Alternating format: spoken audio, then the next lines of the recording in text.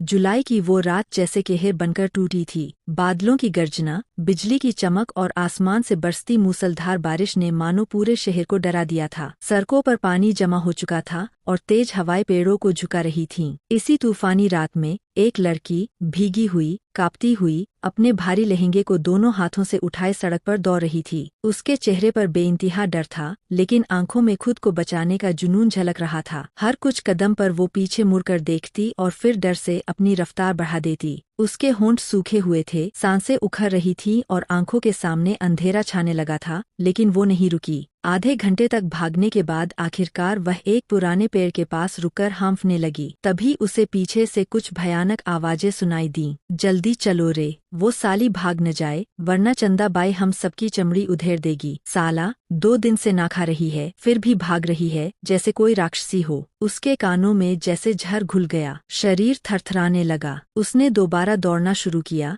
लेकिन तभी मुन्ना की चीख गूंजी, वो देखो, मिल गई साली, पकड़ो। उसके कदम और तेज हो गए। नहीं नहीं समिधा, तू हार नहीं मान सकती, वो खुद से बड़बड़ा रही थी। अगर आज हार गई तो ये दरिंदे तुझे जिंदा नोच खाएंगे। लेकिन तभी एक गोली उसके कंधे को छूती हुई निकल गई। वो चौंकी, पीछे देखा, राजू और मुन्ना उसके बेहद पास थे। उसने जैसे तैसे भागना जारी रखा, पर तभी उसकी पीठ पर चाकू का वार हुआ। आह! एक तीखी चीख उसके होंठों से निकली। सड़क पर दूर से गाड़ियों का काफिला आता दिखाई दिया। उम्मीद की एक हल्की सी मुस्कान उसके होठों पर आई। एक आखिरी कोशिश कर लेती हूँ। उसकी आंखें बंद हो रही थीं, लेकिन उसने अपनी बची खुची ताकत समेटी और गाड़ियों की ओर दौड़ पड़ी। तभी वो एक कार के सामने आ गिरी। रोल्स रॉयस कार रुक गई। पीछे बैठा शख्स गुस्से में चीखा, गाड़ी रोकी क्यों? सामने एक लड़की, ड्राइवर की आवाज लड़खड़ा रही थी। फिर उस शख्स की नजर सामने पड़ी।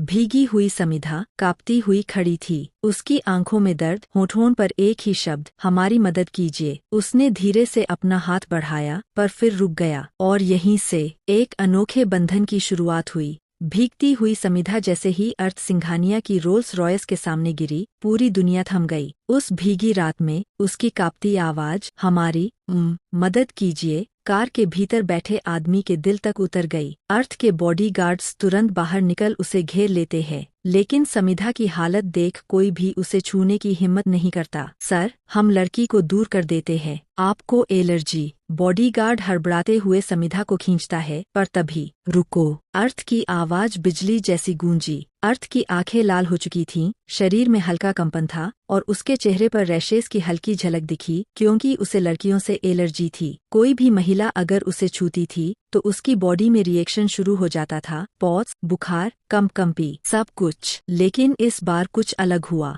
जब समिधा उसके सीने से लगी तो कुछ सेकंड्स तक लक्षण दिखे और फिर सब गायब। कैसे हो सकता है ये? अर्थ खुद हैरान था। उसके अंदर अजीब सी हलचल थी, डर, हैरानी और एक अजीब आकर्षण। बॉडीगार्ड पीछे हटे। समिधा गिरने ही वाली थी कि अर्थ ने उसकी कमर में हाथ डाल उसे थाम लिया। वो बेहोश थी, लेकिन उसकी सांसें अब भी चल रही थीं। उसके गीले बाल, उसके लहंगे से चिपका शरीर और कांपते होंठ। अर्थ की आंखें उस पर ही ठहर गईं। एक सेकंड को वो सब भूल गया, अपनी एलर्जी, अपना गुस्सा, अपनी दुनिया। ड्राइवर कांपते हुए पूछता है, सर, कहाँ चलें? विला। अर्थ की आवाज में कोई हिचक नहीं थी। गाड़ी चलने लगी, लेकिन अर्थ अब भी समिधा को एकटक देखे जा रहा था, जैसे उसकी जिंदगी में कोई तूफान आ चुका हो। गाड़ी अपनी पूरी रफ्तार से सिंघानिया विला की ओर बढ़ रही थी और बैक सीट पर बैठे अर्थ सिंघानिया के दिल की धड़कनें उससे भी ज्यादा तेज हो रही थीं। उसकी निगाहें समिधा पर टिकी थीं, एक लड़की जिसे छूते ही अब तक उसका शरीर सर पर जाया करता था, लेकिन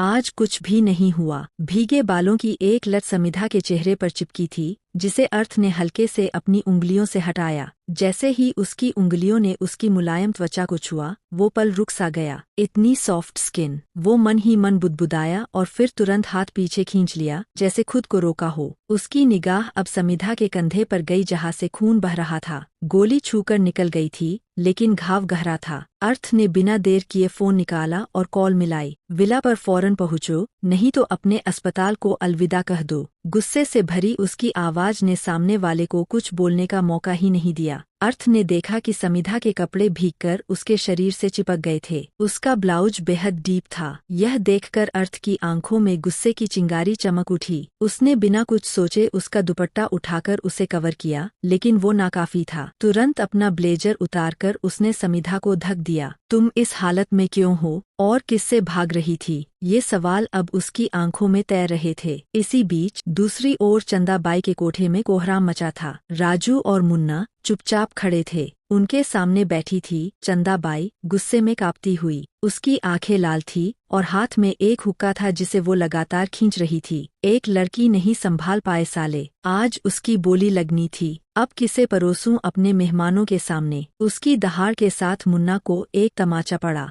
मुझे हर हाल में वो लड़की चाहिए, उसका हुक्म था। अब चंदाबाई की नजरें अर्थ तक नहीं, समिधा तक पहुंचने की तैयारी में थीं।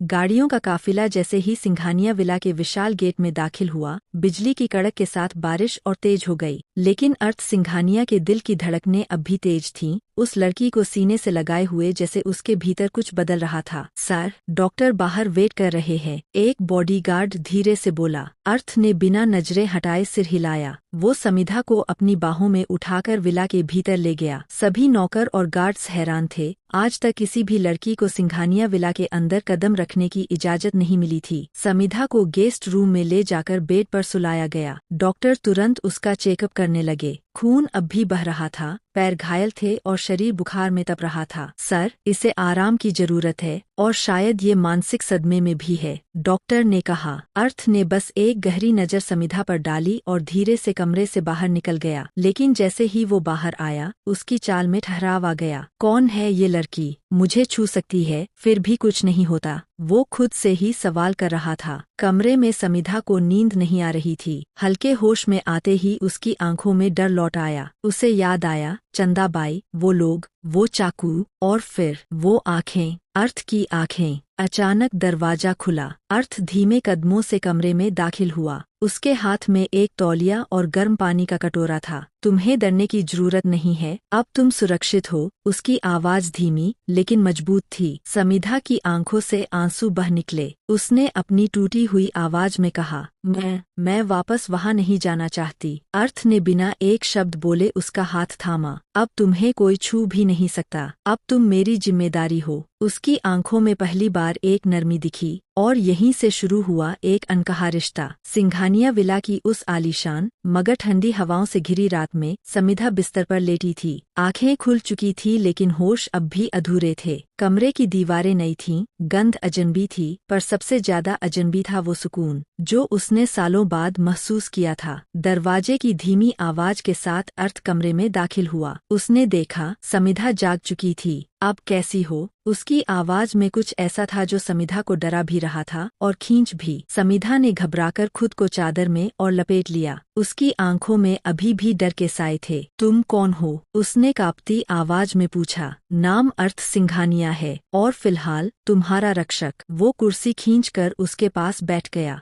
किससे भाग रही थी? समिधा का चेहरा फौरन सख्त हो गया। होंठ थरथराने लगे, आंखों में फिर से आंसू भर आए। मुझे बेच दिया गया था एक कोठे में। उसके गले में जैसे कुछ अटक गया। वहाँ सब जानवर थे और चंदाबाई, वो मुझे नीलाम करने वाली थी। ये सुनते ही अर्थ की आंखों में ज्वालामुखी सा उबाल आया। उसके हाथ की नसें तन गईं, चेहरा सख्त हो गया। तुम भाग गई, वो तुम्हारी हिम्मत थी, लेकिन अब तुम अकेली नहीं हो। तुमने जिस दरिंदे से भागा है, मैं उसे खत्म कर दूंगा। समिधा ने उसकी आंखों में देखा। वहाँ न कोई दया न झूठा हमदर्दी, बस एक वादा था उसे बचाने का। क्यों? वो बुदबुदाई। आपको क्या फर्क पड़ता है? अर्थ थोड़ी देर चुप रहा, फिर धीमे से बोला, शायद इसलिए क्योंकि तुम पहली इंसान हो जिसने मुझे छूकर मुझमें कुछ नया जगा दिया है, और अब मैं तुम्हें खो नहीं सकता। समिधा के दिल की धड़कनें रुक सी गईं। उसकी आंखों में पहली बार डर से ज्यादा सवाल थे और शायद थोड़ा यकीन। सुबह की पहली किरणें जब सिंघानिया विला की कांच की खिड़कियों से भीतर आईं, समिधा गहरी नींद में थी, मगर अर्थ सिंघानिया पूरी रात सोया नहीं था। उसकी आंखें लैपटॉप की स्क्रीन पर थीं, जहां चंदाबाई, उसके गुर्गे और उनके पूरे धंधे का कच्चा चिट्ठा सामने खुला पड़ा था। तुमने समिधा को छुआ? अब मैं तुम्हें जिंदा नहीं छोड़ूंगा। उसकी आवाज में वो गूंज थी जो दुश्मनों के लिए अंतिम घोषणा बनती थी। दिन चढ़ते ही सिंघानिया विला से एक कार निकली, सीधी उस कोठे की ओर जो चंदाबाई का साम्राज्य कहलाता था। चंदाबाई का अंजाम अर्थ सिंघानिया अकेला गया था, लेकिन उसकी आंखों में आग थी और हाथों में बंदूक। कोठे के भीतर कदम रखते ही सारे गुर्गे थरथरा गए। चंदाबाई, उसकी एक दहाड़ से पूरे कोठे की दीवारें हिल गईं। चंदाबाई सामने आई, डरते नहीं बल्कि अपनी अकड़ के साथ। तेरे जैसे कितने आए, मैं सबका। उसकी बात खत्म भी नहीं हुई और अर्थ ने गोली चला दी, सीधा उसके पैरों पर। मैं औरों की तरह नहीं, ये चोटें सिर्फ आगाज है। अब तेरा पूरा धंधा जलाकर राख कर दूंगा। सिर्फ कुछ घंटों में कोठा पुलिस और सिंघानिया ग्रुप की लीगल टीम की गिरफ्त में था। वापसी,